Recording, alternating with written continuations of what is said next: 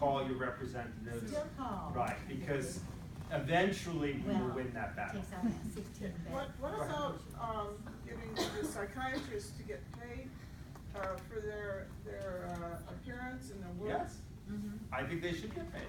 I mean, because they have a practice, they've got patients in the hospital, and some might have outpatient practices, and to eat up, I don't know how long it takes, it must take at least a half a day to go for one patient, and then he's maybe several times.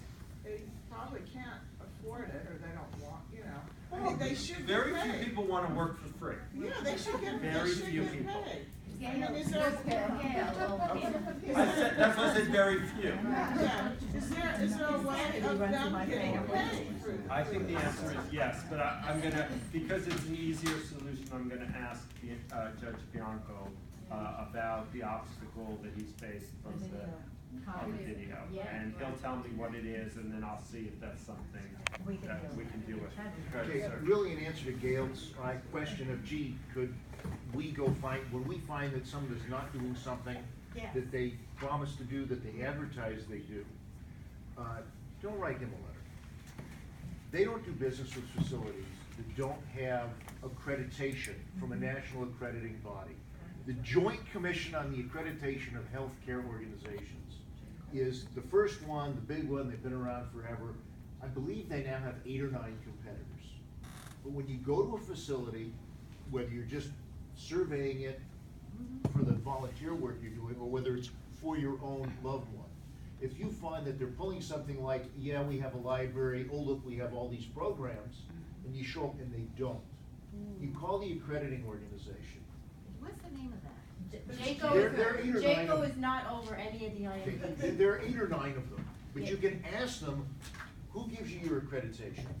And there should be, when you walk through the front door, there should be a fancy certificate on the wall that shows they're accredited by this company. Now also, they get a license from the state of California to do business. So you file a complaint with the state licensing organization and with their accrediting, and again, somewhere there should be a certificate on the wall. I would tell you, just in affirmation of that I often tell both my own patients and family members, in all sorts of difficult situations, you should often say to the hospital administrator or the doctor, hey, you know, I really don't want to call the state, right? I'm not that kind of person, but you know, I know that you're supposed to fill in the blank, right? And you will be surprised how often that works. Because even if the hospital knows, right, and this is, you can do this around early discharge, you can do this around services that are not provided, even if the hospital knows that they're in a gray area where they won't get cited, the hospital does not want you calling. Because if the state has to come out, the state looks at all things. Right.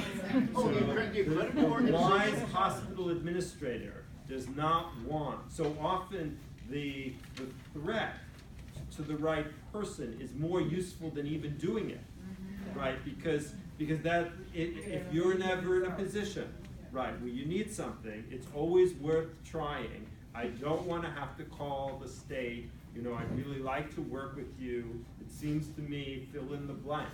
And it's surprisingly successful. And the accredited